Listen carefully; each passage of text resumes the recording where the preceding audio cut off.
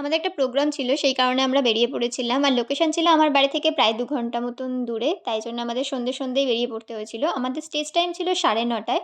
আমরা তার আগেই পৌঁছে গিয়েছিলাম। আর যা ঠান্ডা পড়েছে, দিদি তো দেখো পুরো হ্যান্ড গ্লাভস পরে নিয়েছে।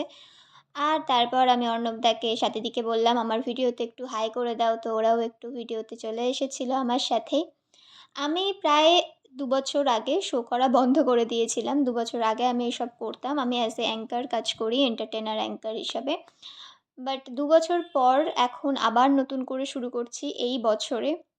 মাঝে ভেবেছিলাম এই প্রফেশনটা ছেড়েই দেব। তো ছেড়ে দিয়েওছিলাম, সে অনেক কারণ। তো যাই হোক, সেসব কথা বাদ দিলাম। বাট এই দিনের প্রোগ্রামটা ভীষণ ভালো লেগেছিল আমার। কারণ এখানকার অডিয়েন্স খুব ভালো ছিল। আর সবাই ভীষণ ভালো ছিল। তারপর আমাদের প্রোগ্রাম শেষ হয় বেশ অনেকটা রাত করে। সো সবাইকে টাটা বলে আমরা চলে আসি বাড়ির উদ্দেশ্যে। আর সত্যি বলতে এই দিনের প্রোগ্রামটা নিয়ে আমি ভীষণ নার্ভাস ছিলাম যে এতদিন পর আবার করছি স্টেজ, তো কী হবে? বাট সত্যি প্রোগ্রামটা ভীষণ ভালো হয়েছিল।